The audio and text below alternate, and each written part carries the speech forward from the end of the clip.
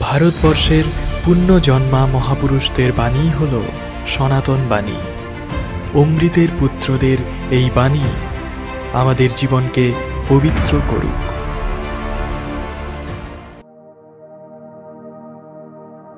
শুরু হচ্ছে স্বামী বিবেকানন্দের জ্ঞানযোগ, সপ্তম অধ্যায়, জগৎ বহির্জগৎ, দ্বিতীয় ভাগ।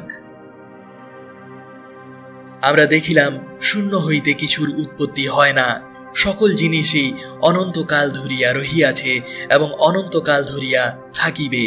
কেবল তরঙ্গের ন্যায় একবার উঠিতেছে, আবার পড়িতেছে। সূক্ষ্ম অব্যক্তভাবে একবার লয়, আবার স্থূল ব্যক্তভাবে প্রকাশ। সমুদয় প্রকৃতিতেই এই ক্রমসংকোচ ও ক্রমবিকাশ প্রক্রিয়া চলিতেছে। সুতরাং সমুদয় ব্রহ্মাণ্ড প্রকাশের পূর্বে অবশ্যই ক্রমসংকুচিত বা অব্যক্ত অবস্থায় ছিল, এখন বিভিন্ন রূপে ব্যক্ত হইয়াছে, আবার ক্রমসংকুচিত হইয়া অব্যক্ত ভাব ধারণ করিবে। উদাহরণস্বরূপ একটি ক্ষুদ্র উদ্ভিদের জীবন ধরো। আমরা দেখি দুইটি বিষয় একত্র মিলিত হইয়াই ওই উদ্ভিদকে এক অখণ্ড বস্তুরূপে প্রতীত করাইতেছে। উহার উৎপত্তি ও বিকাশ এবং উহার ক্ষয় ও বিনাশ, এই দুইটি মিলিয়াই উদ্ভিদ জীবন নামক এই একত্ব বিধান করিতেছে। এই রূপে ওই উদ্ভিদ জীবনকে প্রাণ শৃঙ্খলের একটি পর্ব বলিয়া ধরিয়া আমরা সমুদয় বস্তুরাশিকেই এক প্রাণ প্রবাহ বলিয়া কল্পনা করিতে পারি। জীবাণু হইতে উহার আরম্ভ এবং পূর্ণ মানবে উহার সমাপ্তি। মানুষ ওই শৃঙ্খলের একটি পর্ব, আর যেমন ক্রমবিকাশবাদীরা বলেন নানারূপ বানর, তারপর আরও ক্ষুদ্র ক্ষুদ্র প্রাণী এবং উদ্ভিদগণ যেন ওই প্রাণ শৃঙ্খলের অন্যান্য পর্ব। এখন যে ক্ষুদ্রতম কোষ হইতে আমরা আরম্ভ করিয়াছিলাম, সেখান হইতে এই সমুদয়কে এক প্রাণ প্রবাহ বলিয়া ধরো। আর প্রত্যেক ক্রমবিকাশের পূর্বেই যে ক্রম সংকোচ প্রক্রিয়া বিদ্যমান, ইতপূর্বে লব্ধ ওই নিয়ম এ স্থলে প্রয়োগ করিলে আমাদিগকে স্বীকার করিতে হইবে যে অতি নিম্নতম জন্তু হইতে সর্বোচ্চ পূর্ণতম মানুষ পর্যন্ত সকল প্রাণী অবশ্য অপর কিছুর ক্রম সংকুচিত অবস্থা। কিসের ক্রম সংকোচ? ইহাই প্রশ্ন। কোন পদার্থ ক্রম সংকুচিত হইয়াছিল? ক্রমবিকাশবাদী বলিবেন ইহা যে ঈশ্বরের ক্রম সংকুচিত অবস্থা। তোমাদের এই ধারণা ভুল, কারণ তোমরা বলো চৈতন্যই জগতের স্রষ্টা, কিন্তু আমরা প্রতিদিন দেখিতেছি যে চৈতন্য অনেক পরে আসে। মানুষে ও উচ্চতর জন্তুতেই কেবল আমরা চৈতন্য দেখিতে পাই, কিন্তু এই চৈতন্য জন্মিবার পূর্বে এই জগতে লক্ষ লক্ষ বর্ষ অতীত হইয়াছে। যাহা হোক, এই ক্রমবিকাশবাদীদের আপত্তি যুক্তিযুক্ত নয়। আমরা এইমাত্র যে নিয়ম আবিষ্কার করিলাম তাহা প্রয়োগ করিয়া দেখা যাক কি সিদ্ধান্ত দাঁড়ায়। বীজ হইতে বৃক্ষের উদ্ভব, আবার বীজে উহার পরিণাম। সুতরাং আরম্ভ ও পরিণাম একই। পৃথিবীর উৎপত্তি তাহার কারণ হইতে, আবার কারণেই উহার বিলয়। সকল বস্তু সম্বন্ধেই এই কথা। আমরা দেখিতেছি আদি অন্ত উভয়ই সমান। এই সমুদয় শৃঙ্খলের শেষ কি? আমরা জানি আরম্ভ জানিতে পারিলে পরিণামও জানিতে পারিব। এইরূপে অন্ত জানিতে পারিলেই আদি জানিতে পারিব। এই সমুদয় ক্রমবিকাশশীল জীব প্রবাহের, যাহার এক প্রান্তে জীবাণু, অপর প্রান্তে পূর্ণ মানব, এই সবকে একটি জীবন বলিয়া ধরো। এই শ্রেণীর অন্তে আমরা পূর্ণ মানবকে দেখিতেছি। সুতরাং আদিতেও যে তিনি বর্তমান ইহা নিশ্চিত। অতএব ওই জীবাণু অবশ্যই উচ্চতম চৈতন্যের ক্রম সংকুচিত অবস্থা। তোমরা ইহা স্পষ্টরূপে না দেখিতে পারো, কিন্তু প্রকৃতপক্ষে সেই ক্রম সংকুচিত চৈতন্য নিজেকে অভিব্যক্ত করিতেছে। আর এই রূপে নিজেকে অভিব্যক্ত করিয়া চলিবে যতদিন না উহা পূর্ণতম মানব রূপে অভিব্যক্ত হয়। এই তত্ত্ব গণিতের দ্বারা নিশ্চিত রূপে প্রমাণ করা যাইতে পারে।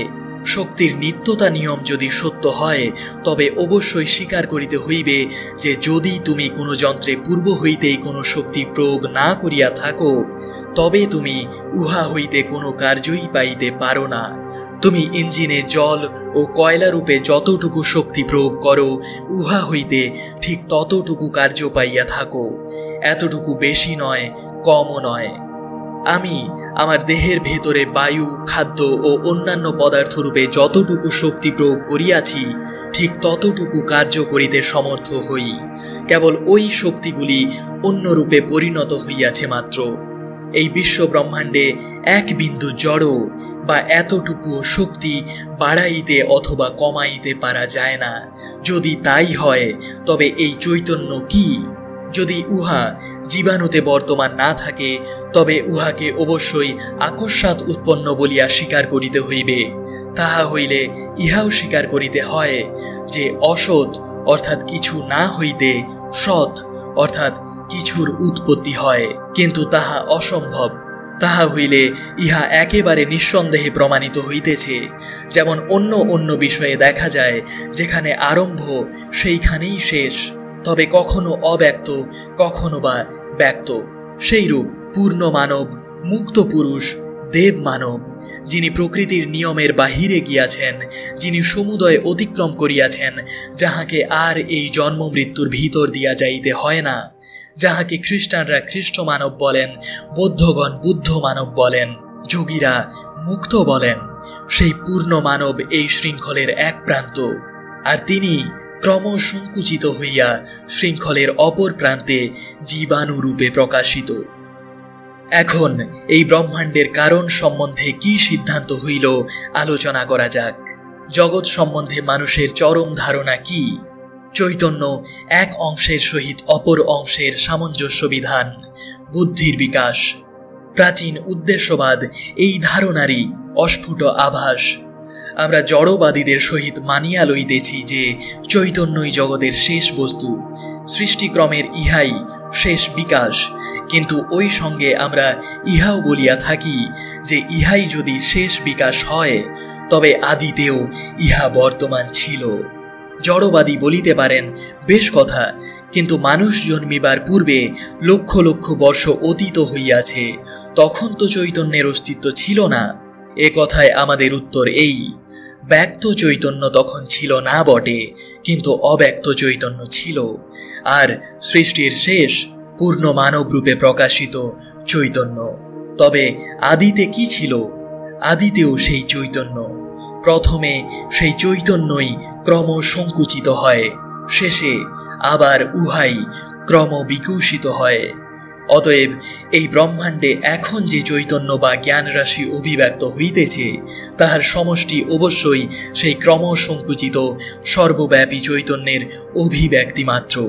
এই সর্বব্যাপী বিশ্বজনীন চৈতন্যের নাম ঈশ্বর।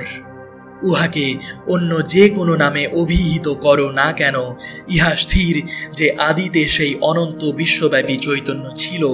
সেই বিশ্বজনীন চৈতন্য ক্রমসংকুচিত হইয়াছিলেন, আবার তিনি নিজেকে ক্রমশ অভিব্যক্ত করিতেছেন, যতদিন না পূর্ণ মানব, খ্রিস্ট মানব, বুদ্ধ মানবে পরিণত হন।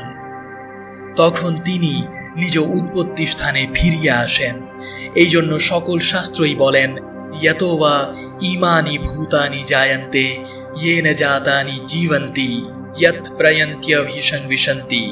অর্থাৎ আমরা তাহাতেই জীবিত, তাহাতেই চলি ফিরি, তাহাতেই আমাদের সত্তা। এই জন্যই সকল শাস্ত্রই বলেন, আমরা ঈশ্বর হইতে আসিয়াছি এবং তাহাতেই ফিরিয়া যাইব। বিভিন্ন পরিভাষা দেখিয়া ভয় পাইও না। পরিভাষায় যদি ভয় পাও, তবে তোমরা দার্শনিক হইবার যোগ্য হইবে না। এই বিশ্বব্যাপী চৈতন্যকেই তত্ত্ববিদগণ ঈশ্বর বলিয়া থাকেন। আমাকে অনেকে অনেকবার জিজ্ঞাসা করিয়াছেন, আপনি পুরাতন শব্দ ঈশ্বর ব্যবহার করেন কেন? ইহার উত্তর এই, পূর্বোক্ত বিশ্বব্যাপী চৈতন্য বুঝাইতে যত শব্দ ব্যবহৃত হইতে পারে, তন্মধ্যে উহাই সর্বাপেক্ষা উত্তম। উহা অপেক্ষা ভালো শব্দ আর খুঁজিয়া পাইবে না, কারণ মানুষের সকল আশা ভরসা, সকল সুখ ওই এক শব্দে কেন্দ্রীভূত। এখন ওই শব্দ পরিবর্তন করা অসম্ভব। যখন বড় বড় সাধু মহাত্মা ওইরূপ শব্দ গড়েন, তখন তাহারা উহাদের অর্থ খুব ভালো রূপেই বুঝিতেন।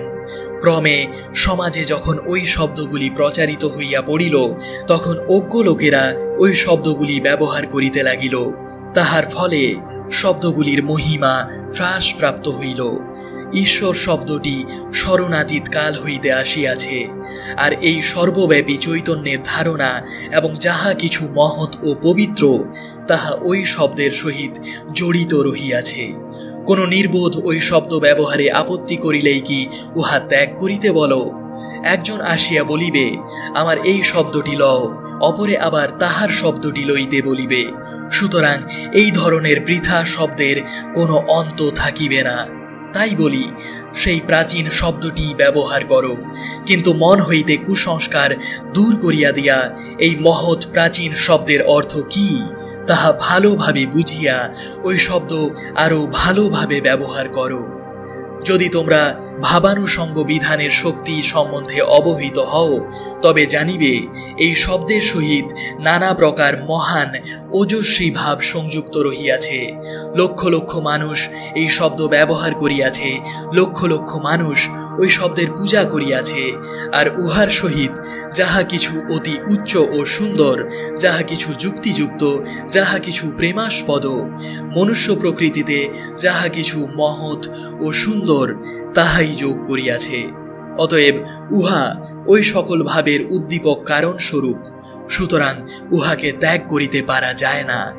যাহা হোক, আমি যদি আপনাদিগকে শুধু এই বলিয়া বুঝাইতে চেষ্টা করিতাম যে ঈশ্বর জগৎ সৃষ্টি করিয়াছেন, তাহা হইলে আপনাদের নিকট উহা কোনরূপ অর্থ প্রকাশ করিত না। অথচ এই সকল বিচারের পর আমরা সেই প্রাচীন পরম পুরুষের নিকটেই পৌঁছিলাম। এখন আমরা দেখিলাম জড়, শক্তি, মন, চৈতন্য বা অন্য নামে পরিচিত বিভিন্ন জাগতিক শক্তি সেই বিশ্বব্যাপী চৈতন্যেরই প্রকাশ। আমরা ভবিষ্যতে তাহাকে পরম প্রভু বলিয়া অভিহিত করিব। যাহা কিছু দেখো, শোনো বা অনুভব করো, সবই তাহার সৃষ্টি। ঠিক বলিতে গেলে তাহারই পরিণাম, আরও ঠিক বলিতে গেলে বলিতে হয় তিনি স্বয়ং।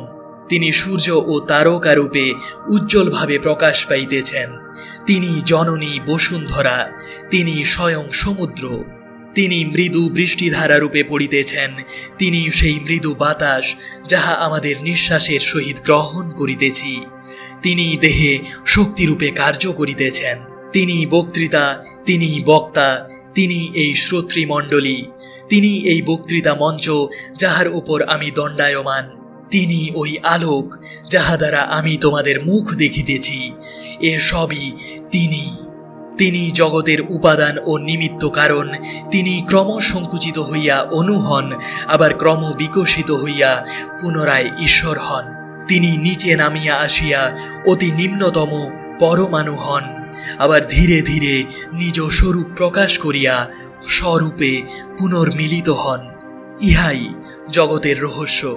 ত্বম স্ত্রী, ত্বম পুমানসী, ত্বম কুমার উতবা কুমারী, ত্বম জীর্ণোদ্দণ্ডেন বঞ্চসি, ত্বম জাতো ভবসি বিশ্বতো মুখঃ।